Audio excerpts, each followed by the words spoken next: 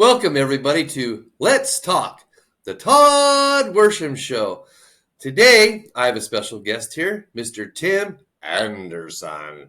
What's up, Todd? How you doing? Pretty good. So Tim and I are kind of friends. We met each other on a job, and just got to talking and found out there's a lot of cool things that we've both been through, trials and tribulations in our lives. And he started telling me some really cool stories, and I asked him, I said, "You need to come on my show." And like a crazy nut, he did. Here he is. So anyway, I'm going to let you take it, Tim, and kind of give us a little bit about your background and where you grew up, and we'll just kind of move along with however the story goes. Okay. Well, I guess I don't really know where to start. Where were you born? So I was born in the country of Panama. That's different.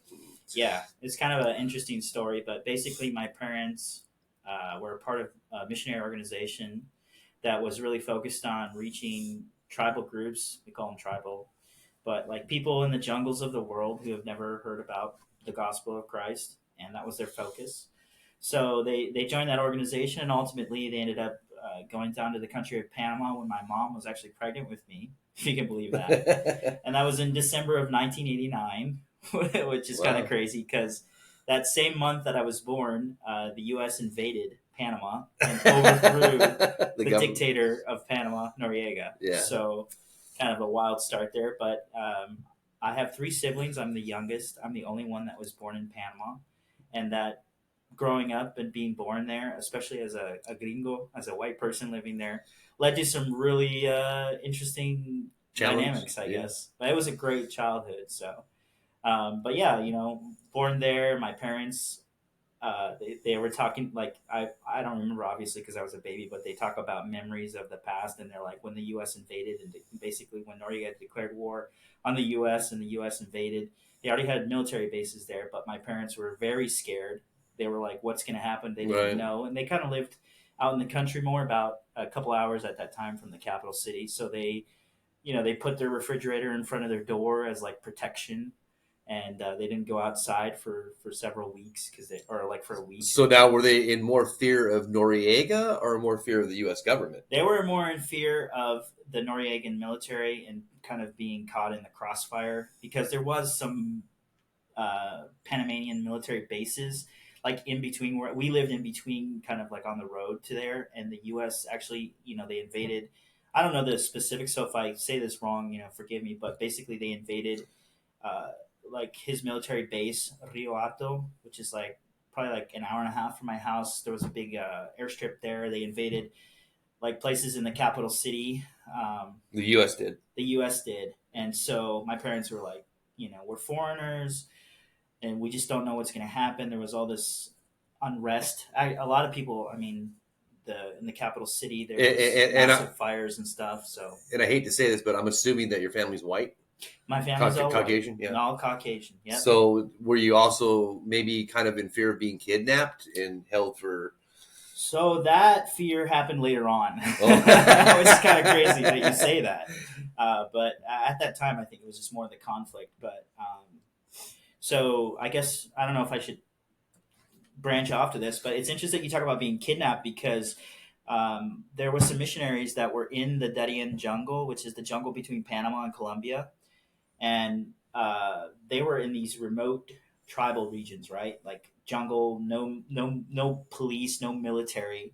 And actually there was this group called, I think it's called Fuerzas Armadas Revolucionarios de Colombia. It's called FARC for short.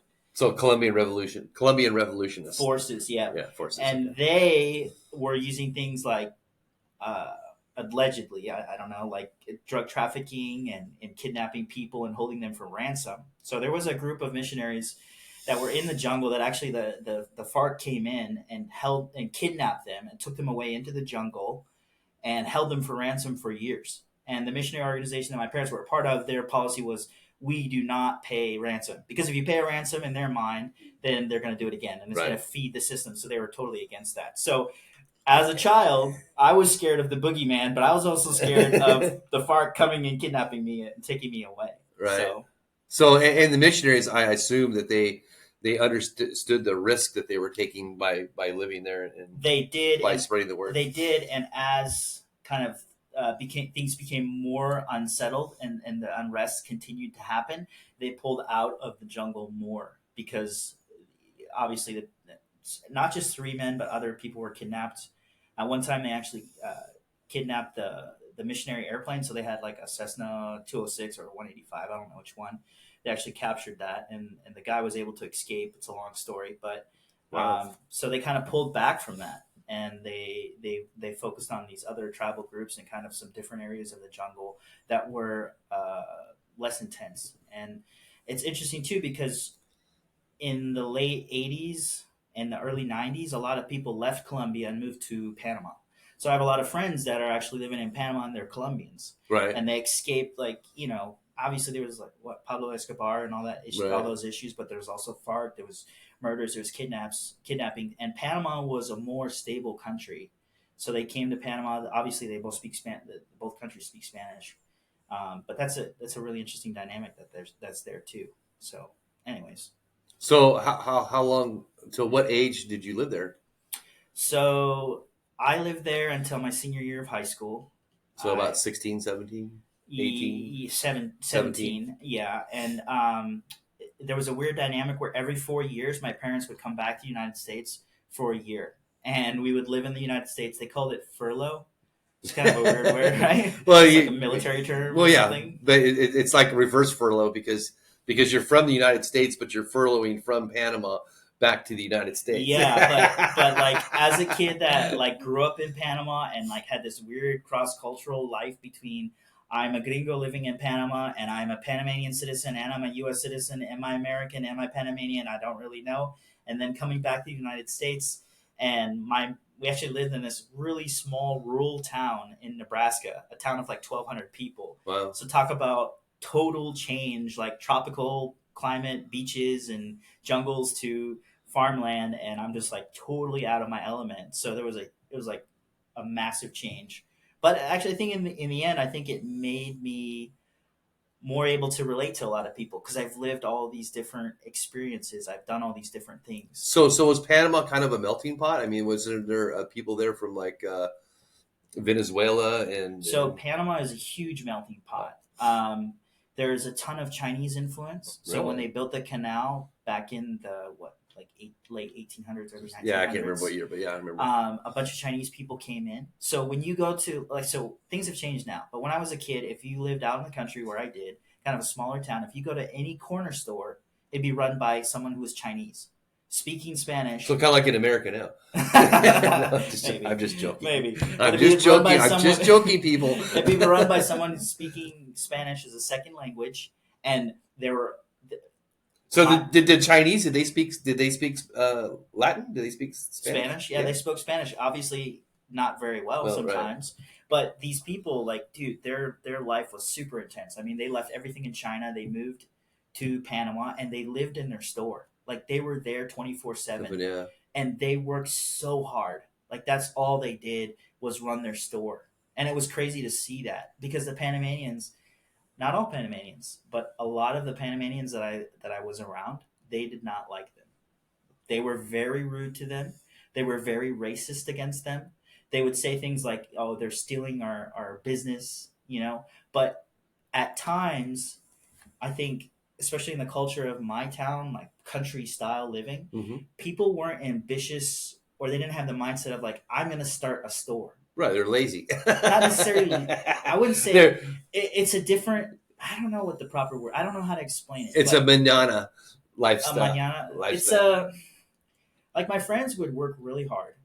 They would go get jobs. They would work really hard, construction, whatever. They'd make money, and then they would quit their job and just kind of like chill out at home. It was but they had everything they needed. Right. They had enough food. They had, it was a tin roof house. I actually did that when I was contracting. Okay. I worked for about 9 months out of the year. I was making such good money that I thought, well, I could be a hoarder and hoard all this money, or I could take 3 months off a year and spit it in my boat at the lakes. That sounds pretty good. That sounds pretty. I don't know how to explain it. Like, it's just a different. I do. I understand. It's chill, and there's they didn't really stress about stuff. Yeah. They didn't really worry about it. It was just kind of like, oh, this is what we do. We're hanging Now, out. is This is life. Panama fairly religious? Super religious. It's about. I mean, when you ask someone on the street, like, "Hey, what's your religion?" They'll say Catholic. Soy católico. Everybody's Catholic, but when they say Catholic, it's like Catholic by tradition. Right. I mean, you may go Like to church, Roman Catholic by tradition. You go to church on Easter Sunday, or there's like they have big festivals like carnavales. I was Roman Catholic and things like that. But like it's like it's ingrained in the culture, and there's also really old churches from when the Spaniards were there. Oh like yeah, old churches, which are really wow. cool. But just a great childhood. I think rubbing shoulders with you'd have Jamaicans. You'd go into the city. You'd be walking down the street, and you'd see these tall black guys speaking English, and you'd be like, "What the heck?"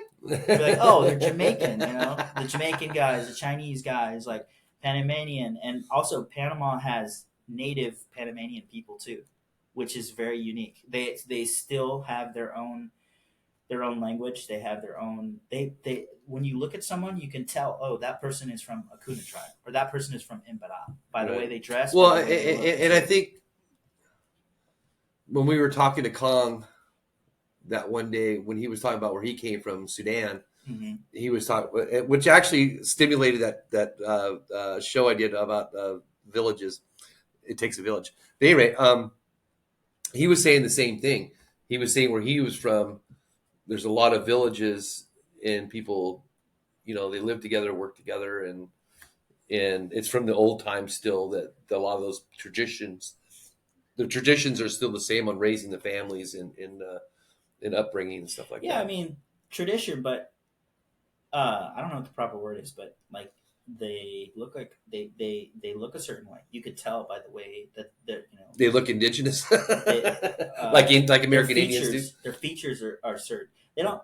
I don't know if I'd say they look like Native Americans. Well, I don't mean they look like them, but I mean you can tell that you're right, yeah. You can tell an American Indian is an indigenous person. That's true. You can tell that it's an old soul. Right. It's right. It's an original print. Exactly. Whereas in Americans, we've been copied so many times. Or as an Anglo, yeah, like me, I'm a mix of everything. Right. But what's also crazy is that those people were treated like garbage in Panama. Yeah, I believe that. The Kuna tribe specifically, like if you were to ever go to a fast food restaurant, the janitor a lot of the time would be someone who is a native Kuna Panamanian. And they were like looked down upon. In like politically correctness did not exist when I was a child. Like that did not exist. The terms that people used for other people was bad. They just said exactly what they thought, and it was like never questioned or be like, "Oh, that was wrong." If someone is fat in Panama when I was a kid, I don't know how it is now because I haven't been back since 2008. You would be like, that gordo over there. And if someone was like a skinny bean, you'd be like, oh, the skinny guy. Like there was no filter. Well, the city consolation when I grew up in California, it was like that too. Yeah. If you were gay, you were labeled as a fag, and they would, and you'd probably get beat up. If you were Asian, you owned a liquor store, you were a gook. Oh my god. So I kind of grew up with the same thing, especially because I grew up with my grandparents, and my grandfather served in World War II in the South Pacific. Oh my gosh. So in my little town where I grew up at, which was probably 99.99% Caucasian, all the liquor stores and all the little stores that were popping up were all Vietnamese or Korean, or they were Asian. Okay. And yeah, I think my grandfather, he never said anything, but I'm pretty sure he had a hard time with that. I mean, how could you not? Yeah. I mean, he saw people getting killed. But yeah, I mean, I can understand that. I'm not saying it's right or wrong. Right. No, yeah, I'm not judging it. I'm just saying I understand that mentality or that or that culture, because in California it was kind of like that, because California at the time that I grew up in the 80s was being bombarded by Asians, especially Koreans and Vietnamese. We were just getting slammed, and it was a huge culture shock, I believe, to Southern California. But it took a while, especially when, and then like when, oh, what do you want to call it? Homosexuality started coming up to the Hmm. top too. That was a big, yeah, that was not good in the '80s. If you were gay in the '80s in Southern California, you're probably going to get your ass beat. Yeah, the same thing happened in Panama. Yeah, it Uh, was the pretty bad. the attitude, I mean, they call it like machismo or whatever, And I don't understand, and I masculinity. don't understand because, like you were just saying, a lot of people are Catholic there, and as far as I know, the gospel doesn't teach you things like that to hate one another and to look down upon other people. But I mean, we do. I don't know if it's just human nature that we just do that. We see something that's different, and instead of embracing it, we we Maybe. highlight it, and we you know what I'm saying. I don't know. I don't know the answer to that. I don't either, but But it's seeing, still mind boggling. but seeing, I guess my point in saying that and talking about that and thinking about that is like seeing that in that environment. Growing up as a gringo in Panama, too, like you had to be really careful with like law enforcement. Like you had to make sure that all your ducks were in a row. You had to make sure that you had all the proper documentation, like insurance, license, all the stuff that was required. And like you would get pulled over as a white person just because you were white. Like, Right. oh, obviously you're white, so you're a foreigner. So Right. they pull you over and they check through everything. Like, do you have your carnet? Do you have your driver's license? Do you have insurance? And then my buddies who lived in the same town that I did that were Panamanian, Never got. they didn't even have a license. They'd get like pulled over. I'd be like, what do you do when you get pulled over? And they'd be like, Give him a we $20 just bill. tell them, hey man, this is Panama. Like, what does it matter? And then get let go. But like literally, like one time I remember we were driving in the city and like we turned a corner and there was two cops like walking down the street, right, just like walking, and they looked up and they saw us like driving in a van, and as soon as they saw us, they immediately pulled us over and they ran us through all the paces. Like, hey, do you have all this stuff? What's this? What's going Wow. on?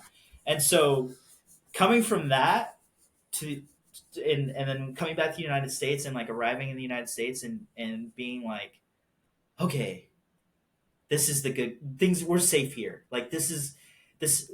Cops are just here. Cops are the good guys here. Um, Well, the they used to be. the massive amount of wealth was like astonishing to go from like a third world country, because like when I was growing, it's changed a lot and it was developing, but where I lived, it was like barbed wire fences and cows and like a public bus, and you rode a bicycle. Like people, there was some cars, but it's not very much. And then I just remember like flying into the airport, like flying into the Detroit airport and driving in a car and looking at all the cars, and it was like new car after new car after new car, and they were nice cars, and I was just like blown away by that. Right. And another aspect too is like when something bad happened, let's say that there was a car accident in Panama, Right. like people just didn't really care about people. Like it was just like they were more interested in seeing the car accident and seeing the blood and the gore than actually helping the person You talk about here or in Panama? in Panama. Well, it's the same here. So like we used to make these jokes because we lived by this gas station, and the ambulance that was part of the fire department, the local fire department, Uh-huh. the starter didn't work on it. So everything there was manual. So they put it in gear and they pushed the ambulance and popped the clutch and get it started. And we're like, man, if we're ever in an emergency, I hope we don't need that ambulance coming, right? So I remember one time we were in the capital city. We were doing some shopping because that's where we would go to do shopping, and a guy had been hit by a car, and he was like laying on the ground dying. And like we were there for like 10-15 minutes, and an ambulance like finally showed up, and they like put him on a stretcher, but there was no like urgency. Right. No emergency urgency. And it was like, yeah, I guess we'll put him in the ambulance. Like, yeah, I guess. And Panama has privatized medicine and public medicine, so you can go to the public hospital and it's covered. The cost is covered, right? Mhm. Like I think that's what you call it, private and public, right?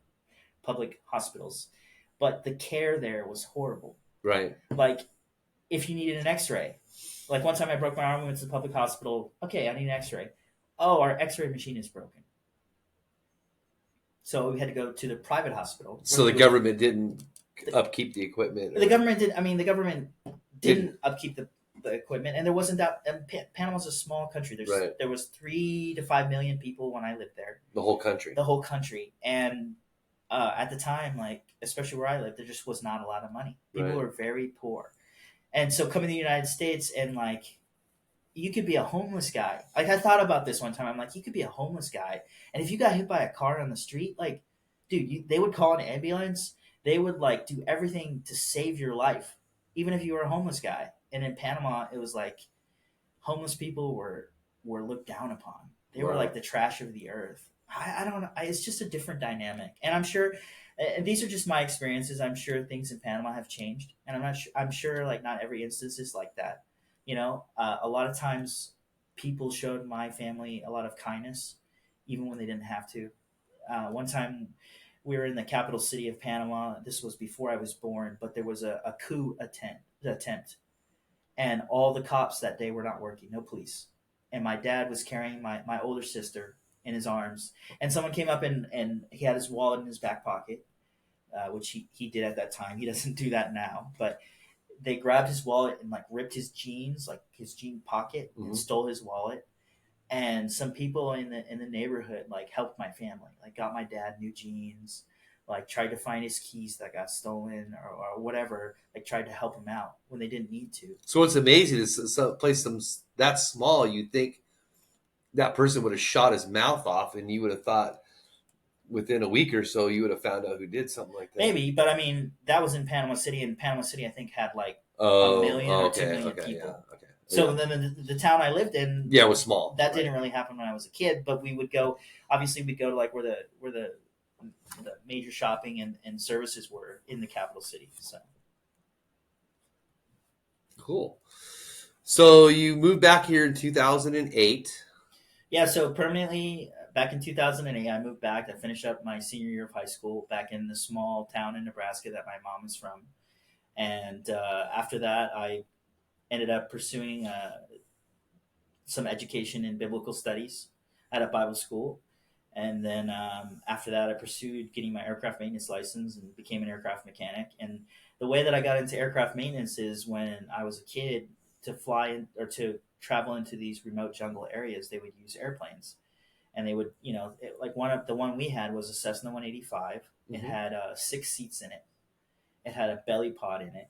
So we would, they would put, 2 adults, 2 teenagers, and 2 small children in it. In And the then they pod? no, in the airplane. Oh, I was going to say. And then they would put. I'm stuff saying in those the- pods aren't that big. No, and then the belly pod, and then they would fly into a remote jungle area and land on a grass airstrip that a lot of times would end in a river. Right. So it was like back in the day before GPS. That sounds so cool. Yeah. So, but when I was a kid, like we got to travel in the plane, and it was like this huge event. Like, how we're gonna go in the plane, and that was like kind of sparked my interest in aviation because I was like, man, this is really interesting.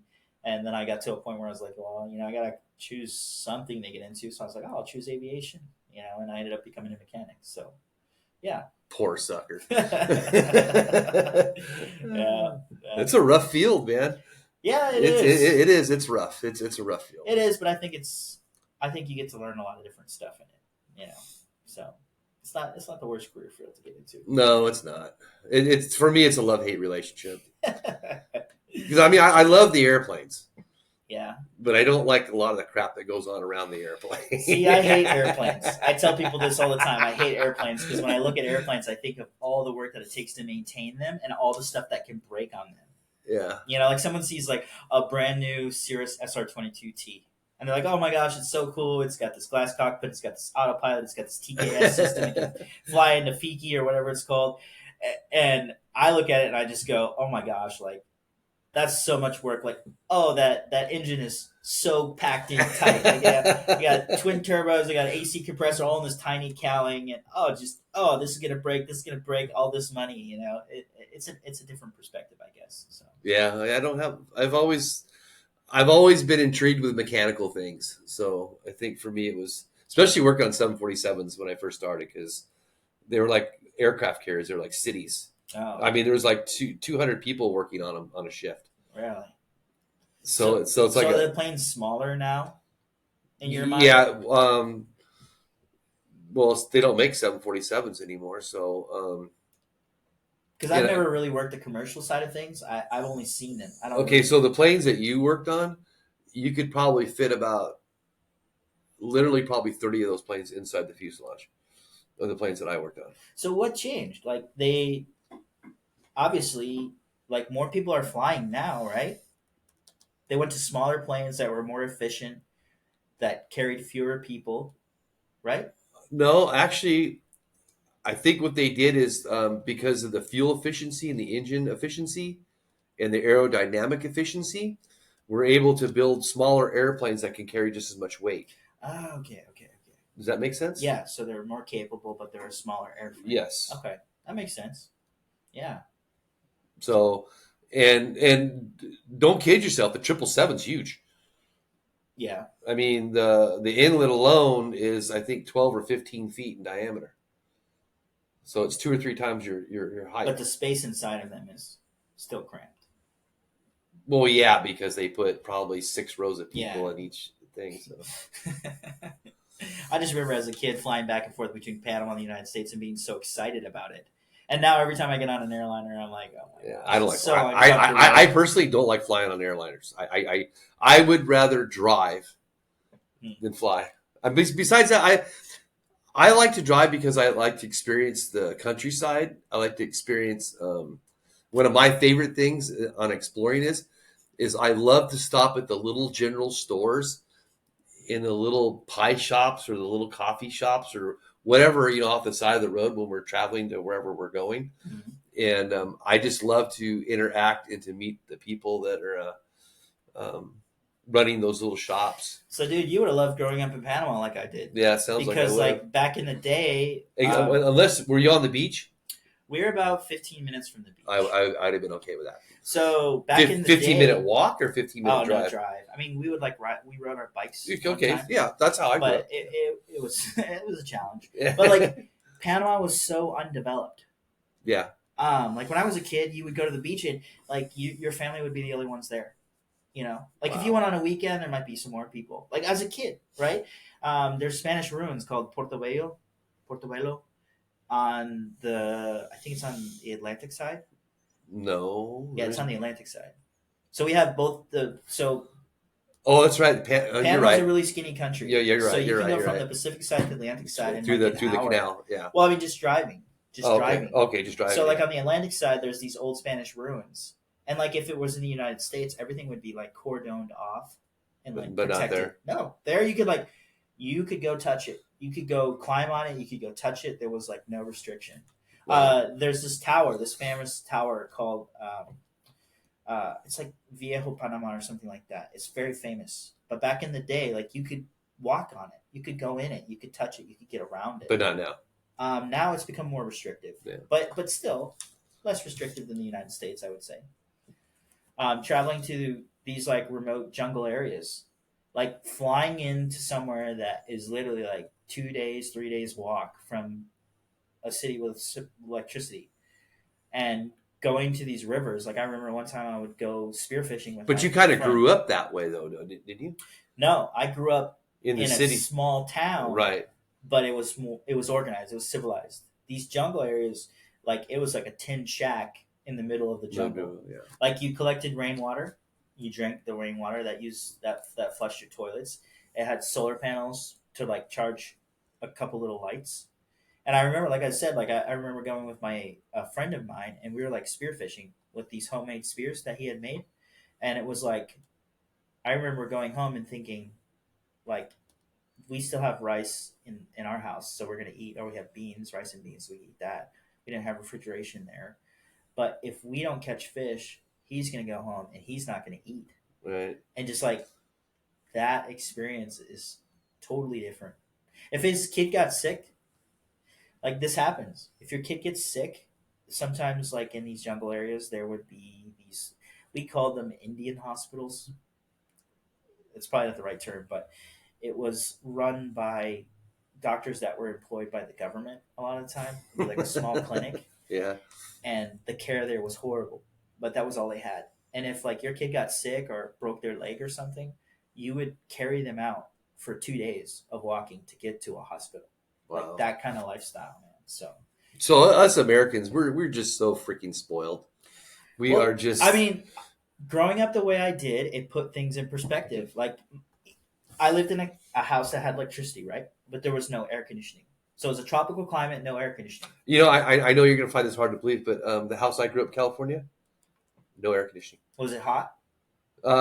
Summer times might have gotten up to maybe 90, but but but the humidity was nowhere near the level where. So in Panama, we had like 100% humidity Yeah, during the rainy season, and it was about 90 degrees yeah, or hotter yeah. almost all the It's time. no. It's just like going to. I'm going to say San Antonio because I think San Antonio is worse than Florida. It's like going to South Florida. Yeah. It's like South Florida, but there is no season change. We had 2 seasons: dry season and wet season. Wet season, it rains all the time, like every day. Dry season, it rained like it didn't rain for a couple of months. But like things like air conditioning, that was a luxury to me because I didn't grow up with that. Yeah, and I didn't either. Hot water in our house, we didn't have that. Yeah, I grew up with that. So like when I started to get older, I went to school in the capital city my junior year of high school, and I started rubbing shoulders with some really high class Panamanians, meaning people that made a lot of money, even by U.S. standards. They were very wealthy entrepreneurs, cargo ship captains that would Right, the upper echelon upper of echelons, society. and I was like so uncomfortable around them because my parents, They're humble. by Panamanian standards, were doing well, but by American standards, were super broke. Yeah. And then I started rubbing shoulders with these people that had this totally different lifestyle. I mean, I remember talking to like this kid at church. I was like, "Hey man, what'd you do this weekend?" Or he'd ask me, and I'd be like, "Oh, I went to the beach, hung out with my family. It was great. What'd you do?" And he's like, "Oh, my family and I flew to this island off the coast of Colombia and went scuba diving."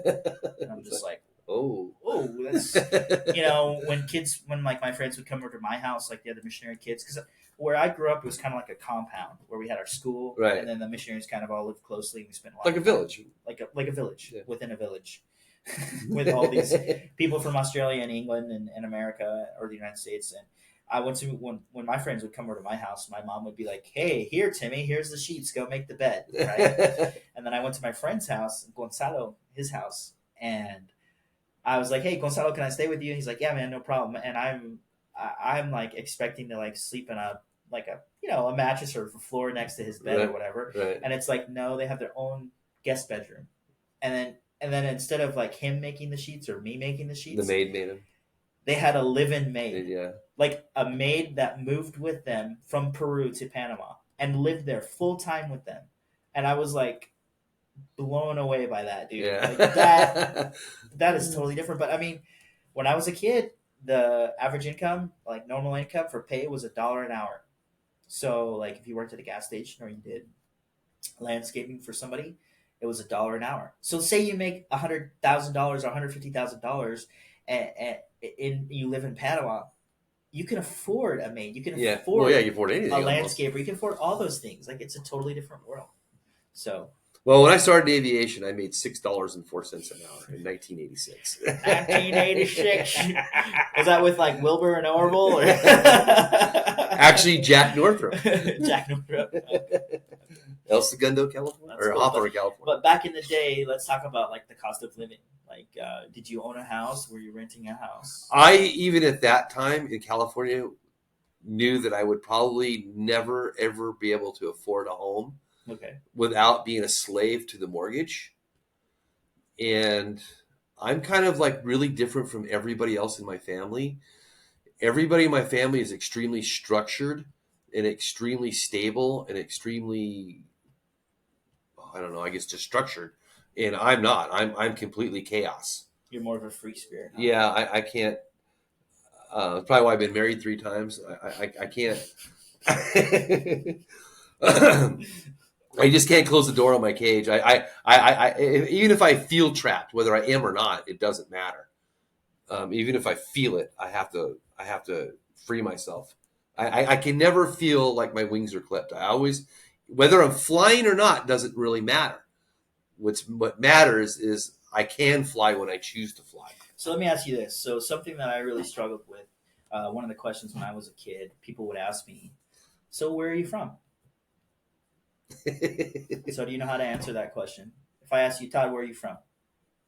Where's your home? I would say Arizona. Arizona. Yeah, So when you were a young kid when living in California, what would you say? California. California. And did you feel like California was your home? Like that's where you're from? That's your identity in a sense? Today, No, when you were a kid. yes. So for me, when I was a kid, I didn't know the answer to that question. Where are you from? Well, my parents are from the United States. My dad's from the Midwest. My mom's from Nebraska. I was born in Panama. I have an American, I'd say American culture because, like, Thanksgiving, uh, 4th of Right, July, and living in a foreign country. living in a foreign country. But I was born there. I have dual citizenship. I have Panamanian citizenship. Am I a Panamanian or am I an American? Which one am I? When I come back to the United States, to Nebraska, and I'd roll up with my hand-me-down clothes that we got for free from somewhere. From the church. From the church, basically. I was a Panamanian. Actually, they called me Mexican because they didn't know any better. They didn't understand that Panama and Mexico are different countries. I'd never even been to Mexico at the time. Yeah, a lot of people are like that. I was like, "Oh, you're just Mexican." Like, "Oh, yeah." Yeah. I'd speak Spanish, and they'd be like so confused by that. Like, that's foreign to them. I didn't know how to play American football. I played soccer. So how do you feel now? Well, let's continue talking about it a little bit more because the reverse happened too. Because when I would go back to Panama, the place that I had lived for like 4 years consecutively or 3 years consecutively, who was I then? I was the gringo. Right. I was the foreigner, Outsider. and it didn't matter how much time I spent in Panama. It didn't matter how good my Spanish was. I would always, always, always be a foreigner, and that was something about the United States that, like, once I moved back to the United States, like, if you move here and you live here and you're a U.S. citizen, you are an American. Right. It doesn't matter what skin color you are. Right. It doesn't matter what your language heritage you talk, is, yeah. or even what language you speak. You're an American. And like that, for me, like that freedom, that unlock was amazing. I was like, okay. I tell you, we're so spoiled here. Well, it's all about perspective, right? Yeah. I mean, I think we could talk about being spoiled, and this is something that I've thought about a lot now. This is a tangent, but Americans work super hard. Yes, we do. We work. Yeah, we're one of the hardest working countries actually in the world. I talked to my friend from Argentina, Marcelino, and he came to the United States. He and I went to A&P school together. He's from Argentina. He lived in Spain, and he's back in Argentina now. And he always is like, "Hey man, come down to Argentina. Come visit me." And I'm like, "Well, dude, like, I mean, I'm really busy." He's like, "Come on down." He's like, "How much vacation time do you get?" And I'm like, "Oh, well, I get like 2 weeks a year." And he's like, 2 weeks? What the heck? I'm like, "How much time do you get?" He's like, "I get a month." And I'm like, "What?" Yeah. He's like, "Yeah, I get a month. It's subsidized by the government or whatever." I've been at my house like chilling at night, like it's been like late at night, and I've like texted him a picture or talked to him over WhatsApp. And I'm like, "Hey man, what are you up to?" And he's like sent me a video of he and his friends hanging out at a park at 3 a.m. Just chilling, like, "Yeah, aquí estamos en el parque, mira, hola Tim, ¿cómo estás?" Like, right? But at the same time, we talk about things like cars. Like, I have 3 used cars. Okay, they're nothing fancy, but it's easy for me to be able to afford 3 used cars. Then one. Right. It's just like it's easy for in the United States of America to buy a used car is so cheap, so easy. He does not have a car. He cannot afford to buy a car. Inflation in Argentina, I mean, I don't know what it is now, but at the time, is super high. I have an iPhone. Like, for me to buy an iPhone, I mean, it's expensive, but it's no big deal. Everybody in the United States, it seems, has a smartphone, right? A high-end smartphone. Yes. And we don't think twice about it. No. In fact, we think we look down at you if you don't have one. Exactly. Basically. For him, an iPhone is like gold. Is like 3 months' pay. Like the cost of an iPhone, when you factor in, because they put extra taxes on imported electronics too. It's like I don't know, but for Yeah, him, luxury tax, import tax, so this and that. Yeah, we talk about how spoiled we are. Like we have uh we have a good quality of life. Like we we do. have a lot of options, That's why I don't understand why there's so many crybabies out there. but we also don't have a lot of freedom. We don't have a lot of free time. Yes, I agree with that. And sometimes I think about that dynamic. Would you Todd rather have less money, a smaller house, no car, public transportation only, not as good of healthcare, like whatever, enough food to eat, but not really like the food you want to eat, like more like rice and beans. If you were able to do what you wanted more with your time, just hang out, like my buddies in Panama that lived in Chame. If I lived on the beach, yeah, be yes. You can't afford to live on the beach there because in those countries, No, but I mean, you could go down to the beach every day.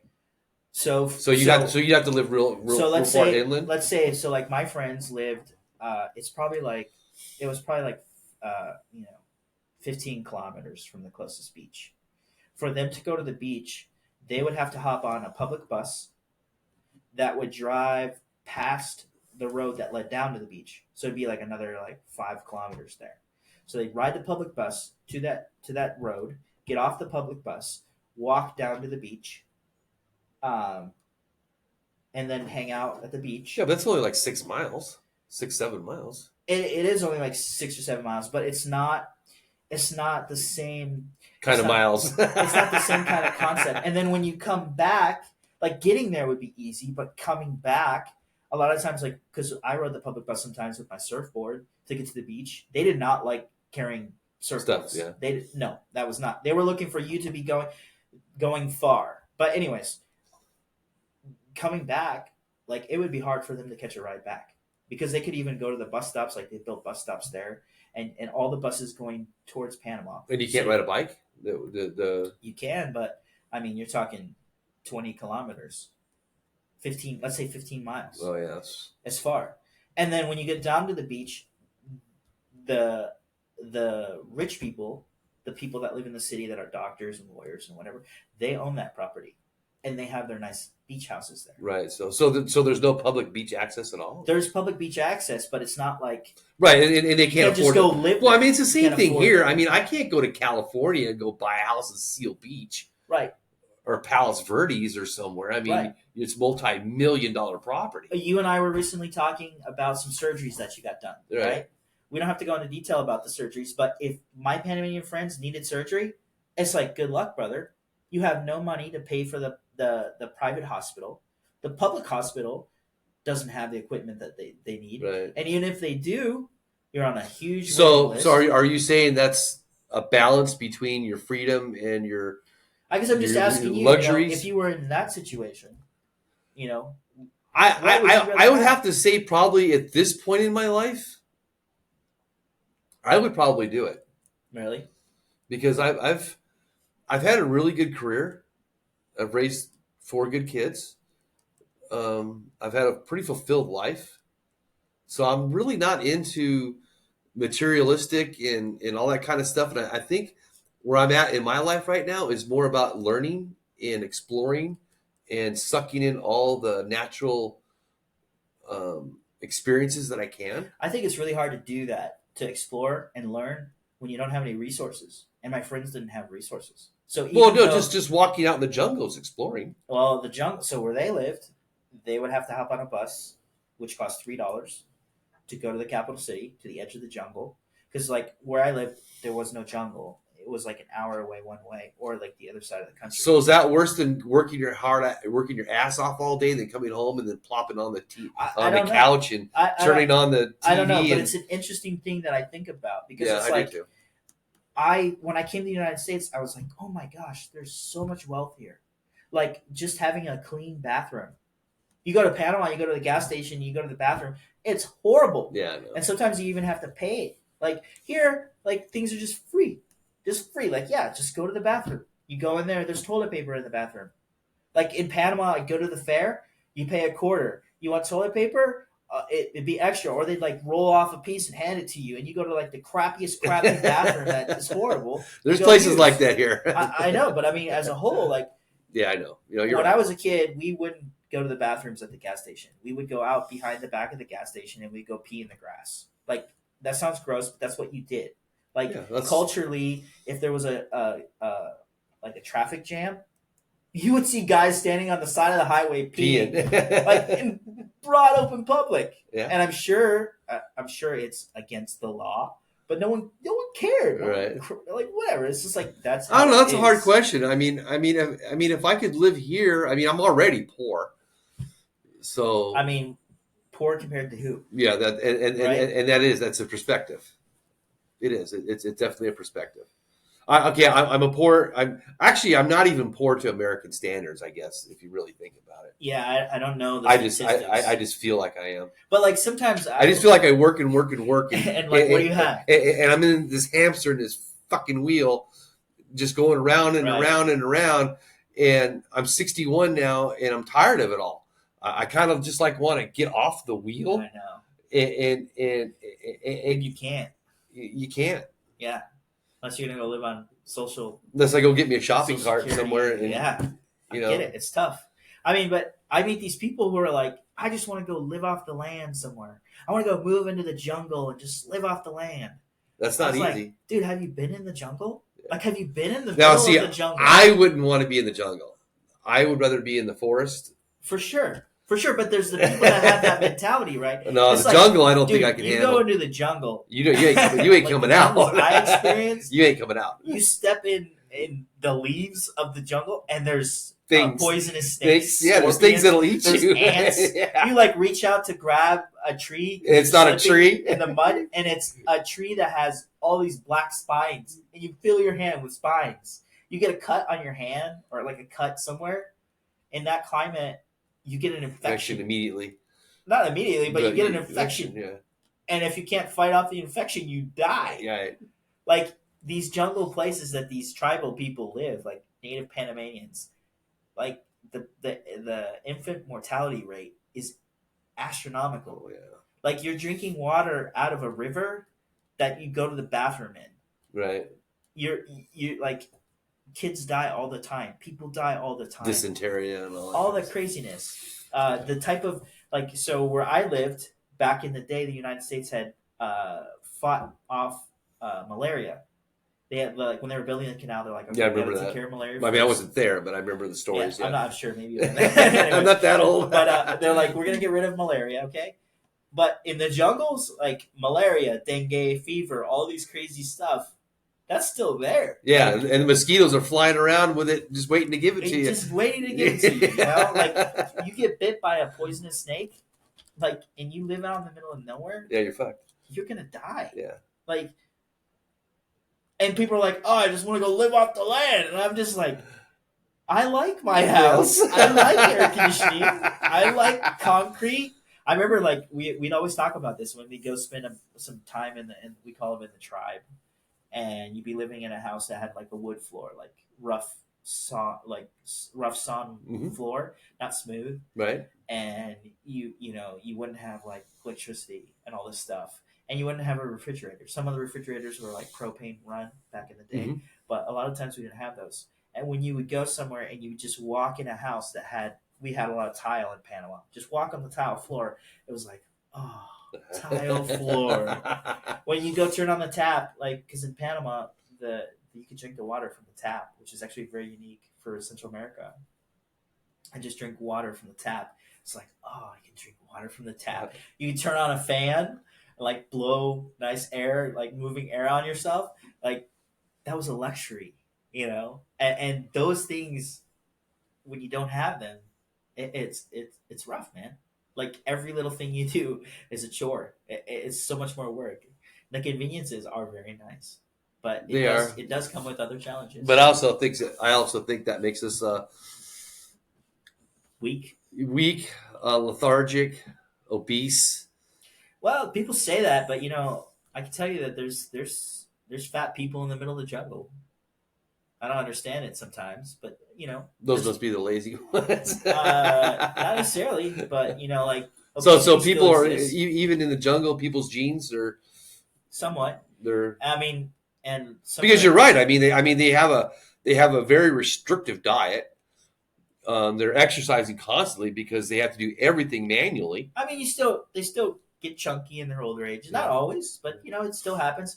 And crazy things happen too. Like, have you ever seen like a young kid with a pot belly, That's usually because of starvation, or having worms? worms, yeah, And you parasites. see stuff like that in the jungles. You see 12-year-old girls that have babies, little girls that have babies, because in those cultures, when you're 11, 12, what do? You get married. So little girls having babies, raising kids. It was pretty wild to see. Wow. Pretty wild to see. So you're glad you're here now. I'm very glad I'm here now. I feel like America is a blessing, and So from the tropical jungles of Panama to the deserts to of the desert Arizona. of Arizona. Boy, you couldn't be more than 180 degrees off. Yeah, I mean, I spent some time in the Midwest, and lived in Wisconsin for 3 years, lived in Illinois for a year, lived in Michigan for a year. So I've kind of experienced a lot of America. I think I haven't lived anywhere in the north, but I've lived in the East Coast, the South, West Coast, Southwest. you lived in Grand Junction, Colorado, right? Yeah, I lived. Yeah, That's still desert, but yeah. it gets really cold there. You've experienced It cold. didn't get over 18 degrees the whole time I was there. I was And there how long were you there? 3 months. 3 months, yeah. I hated every minute of Yeah, it. so I remember I lived in Nebraska for one winter, one whole year, and then I moved to Wisconsin, and I was like, oh, winter. I got this winter thing locked down, man. It's nothing. And I moved to Wisconsin that year, and it was actually a pretty harsh winter. And I remember it snowed every day for like 2 months. So I couldn't handle that. And they would use their snow blowers, and they would blow it on the sides of the sidewalk. And usually, like in Nebraska, like if they did that, it would melt because it'd warm back up. Right. And melt. This, like, it stayed there, and then they added to it, and they added to it, and it just stayed cold. That's how Grand cold Junction for was. so long. But Grand Junction, it didn't really snow that much. It might have snowed. I was there 3 months. I think it snowed like maybe 4 or 5 times.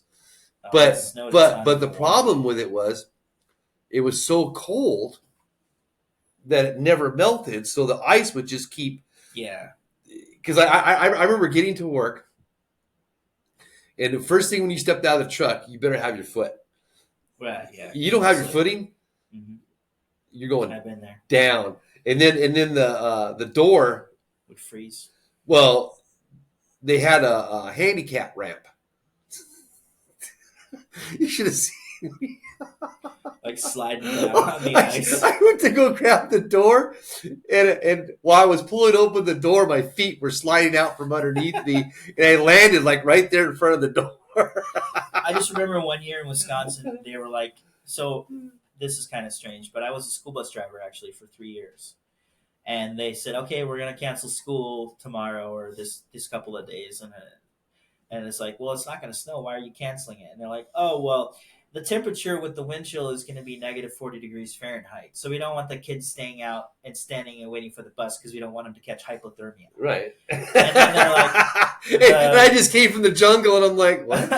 What's hypothermia? Well, at that time I had been living in Nebraska, so I kind of got acclimated. But still, like, it was a shock that cold temperature. And then the snow plowing company, Wisconsin ADOT or whatever you call it, was like, oh yeah, we're gonna stop putting salt on the roads because they put salt on the roads so it'll melt the ice. Yeah, we're gonna stop putting salt on the roads because at negative 40 degrees Fahrenheit, the salt won't melt the ice, so it makes no difference. It's like, so why was I mean, why waste? I went through that in where was that? Wichita. Okay, I was in Wichita in 2004 or 5. Mm-hmm. It was one of the coldest recorded winters in like decades.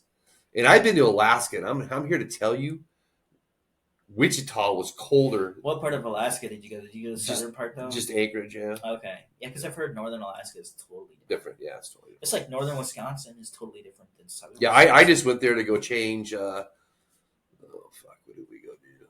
No, it did the gearbox in Seattle. I can't remember. We went there and did some maintenance on some Evergreen DC9s up there. Okay.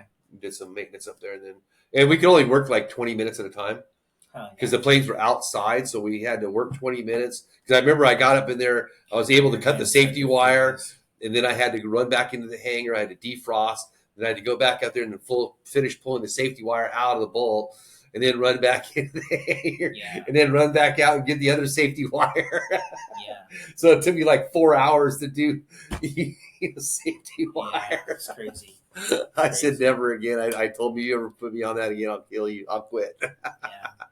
But no, that and I think probably to me in America, probably I'm not. I don't want to use the word worst. I want to use the word different. The most different place that I've ever been to in the United States was Mississippi. Yeah. You've talked about that at work. That was pretty. I mean, it was literally. I crossed that bridge and it was like going into a time tunnel, like back to the 1700s. It was just, and the whole culture and the whole ambiance of the whole everywhere I was at was just it was completely I was completely out of my element. Right. It was like going to a different country. It was so completely different. The mentality, um, that, and then I don't want to get into this topic, but as I contracted and went around the country, I noticed racism, in certain parts of the country versus other parts of the country, and some of it's reversed. Hmm. Um, like for example, when I went to Louisiana, I didn't get along with any of the white people there. I hung out with all black people because they were so humble. They were just God's people. I mean, Yeah. they were just so humble. Whereas the whites had more of a tendency to be obnoxious, alcoholics, mean, Really. aggressive.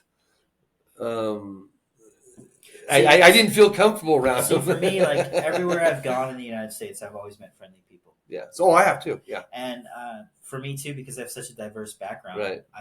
I can identify with so many people. Yeah. Like if I meet someone who's Mexican American, we can speak Spanish to each other. Their culture, Mexicans and Panamanians are different. Their food is different. Oh yeah. Well, People think that Panamanian food and Mexican food are the well, same. But and we never had tortillas. We didn't eat any spicy food. That was not a right, thing. right. So coming to actually when I came to Arizona, that was when I started to learn about all this Mexican food, like chiles rellenos. I didn't even know what that was. Yeah. Well, Like I don't think a lot of that's Mexican food. I think a lot of it's Americano Mexico or Tex Mex or because okay, like I came from California. The Mexican food in California is nothing like it is here in Arizona. It's completely different. well, isn't that because California is next to a different Mexican state? Yes, So like if you live down in Tucson, which is next to Sonora, Sonora. It's then food's so different the than food's Baja. different. Yeah, But I just mean like we would have things like empanadas and tamales and things like that. But our tamales would be like wrapped up in banana leaves. right. And then when I came to the United States, like when you have tamales here, like usually it's Corn. Mexicans, Yeah, right? yeah, And it's in corn husks, yeah. and it's like a totally different thing. Spicy food, we never ate spicy food. Like we had this like Maggie brand, I think is the brand, and it was called salsa picante, and it was like tomato paste. That was like our hot sauce, right? So I came to like the United States, and I started experiencing like living in Tucson and living in up here in Phoenix, just a totally different, diverse food. And like going to these little, like I worked at an airport that had a cafe. It was actually down in Nogales. Had a cafe and was run by these old sweet Mexican ladies, and they would cook all this amazing food that I had never had before. Mole, I'd never had mole. Yeah, mole. Yeah. But if I meet someone from the Midwest who grew up on a farm, I know how to identify with that because I worked with my aunt and uncle on their family farm that my great grandfather started, great grandfather, great grandmother started. I learned how to work hard, growing corn and wheat, and soybeans, and working with that. Spent some time in Wisconsin, in Milwaukee, and like everybody I meet, you've had a pretty good, fulfilling life. diverse life. Like everybody I meet, I Yeah. can find common ground. Yeah. Like it's really interesting. Which I think we should all be able to do, or we can't because we grow up Yeah, and City slickers versus country slickers. well, I mean, I've lived in the city too, but I Yeah, just but mean not like downtown New York. I just mean like for me, my goal and my hope is that for my children, that they appreciate the things that they have because they've seen other people in the world and they realize that other people in the world don't have things that they have, and that they've had a diverse experience of all these different things so that they can identify with these people And that's one wherever they reason. come from. And that's one reason why I didn't hand my kids anything. My kids earned everything that they had. Yeah, I'm still working through that. You know, I'm still trying to figure out what the proper balance are. My kids are all really young, but I want them to know how to work hard. I want them to know how to identify and treat people with respect and I understand different backgrounds. morally, emotionally, and psychologically and physically supported my children. But monetarily, why? I mean, well, of course, monetarily when you're a parent, yes, obviously. But as they got older, they wanted things. I would stimulate them to come up with ideas and come up with ways and Right. methods to be self proficient, to be Right. self Like I've heard of reliant. that. I've heard of that. I've heard of saying instead of saying we can't afford that, like if your kid's like, oh, I want these Nike shoes or whatever, you're like, instead of saying we can't afford that, saying to them, well, how can we afford those shoes? You know, because that's not really in the budget right now. So what Right. can we do to afford those shoes? Yeah. That might A be good. lemonade stand. Most like what I did. I wanted a motorcycle. My mom told me no. Yeah, So I went and mowed yards. exactly. I was just thinking of mowing yards because I mean, that's what I went and did. Man, like everybody's got a yard to mow. Or You some know, snow well, to, California they do, snow to not shovel. so much here, but California they do. Some gravel to mow. But I mean, I did the same thing, and and I was a miniature entrepreneur, at a young age because um, my grandparents didn't hand me things. I mean, of course, you got the basics, your clothes and lunch money and stuff like that.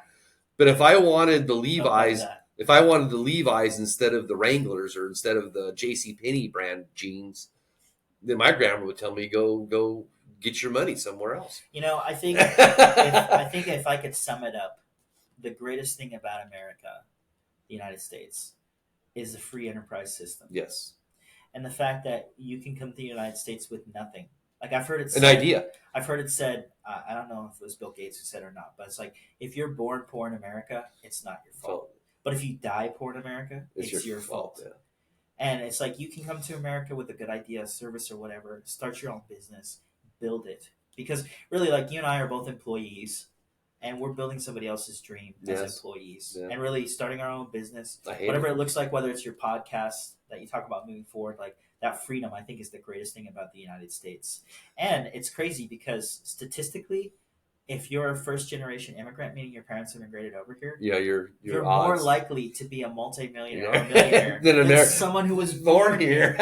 It's like complacency. Man, so these are the things I think about, and the things that I really want to fight for. And there's a lot more stories of my upbringing and things like that. But seeing those things, I remember as a young kid being out at Coronado, which is this gated community with really nice golf courses, extremely wealthy houses In on Panama? the beach in Panama, Yeah. and seeing these like brand new Mercedes SUVs and BMWs as a kid and being like, I want that. Like I want to be able to obtain those things and like lighting that fire under my butt at a young age. See, that's probably where I got screwed up. I never got that flame. I never wanted to be rich or famous or any of that kind of stuff. I wanted to. I don't want to be famous. I do want to be wealthy. See. Not that money is bad. The love of money is the root of all evil. It's said in the Bible. Putting money before God is I believe Right, is but not see, right. I But the could. thing about money is I could never money do that. gives you choices. Right.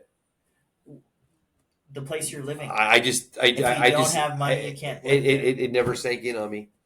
Never. I think it has. I just wanted to be left alone. I just wanted to be able to just go any direction I chose to go at any given time that I choose to do it. See, I think it has sunk in for you. You just don't realize it. Because what were you doing today all day? You were working at a job. Right. Were you there because you want to be? No. You're there because you have to Not yet. be. So, like, anyway. I mean, I'm scared shitless because I'm going to retire here soon. I don't have anything to retire with. So, how are you going to retire? I don't know. So, you probably can't retire then. I don't know. I'm really. You can't just get to an age and be like, I'm going to retire. I don't know because I'm supposed to be 61, but I don't know what that means. That doesn't mean anything. Retirement Because retirement is not about an age. It's about an income. well, but see, that's not true because my generation was raised that way. You retired at 55. You sat on the couch. That doesn't work now, though. I know that, but I'm saying I grew up with my grandparents. I know, but we're talking about you retiring and the ability to I know, retire. but what I'm saying is I grew up in that culture where that's that's what you did. Right. You worked till you're 55, and then you did not work anymore, and then you just did other things or you did nothing. Right. Okay, well, now that I'm at that age, I don't understand that mentality, and I'm struggling with it because I was raised in that atmosphere, that culture, but it doesn't fit me. Let me ask you this, though. Do you have the luxury to be able to even do that? Do what? At 55 or at 65, not have to work and still be able to survive? No. So that's what I'm getting at, is like you don't have the luxury of being able to do that because you don't have, and I mean, it sounds like there's more work to be done on the financial side of things, right? I don't know. I haven't decided that yet. I mean, you're just talking about like, oh, must I go get a shopping cart? Right. You know? But we were also talking about earlier how you were saying how people want to just go out and live off the land. Yeah. I think in America you can do that a lot more feasibly than you can in Panama. Maybe. But it still takes money. Well, yeah, I'd have enough money up front to get things started and going.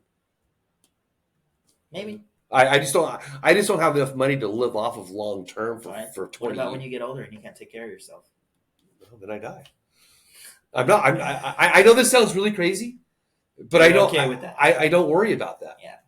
Because if I'm worrying about what hasn't happened or what hasn't came, or what's to come, then I'm not focused in today and what I'm doing right now. I don't look at it as worry.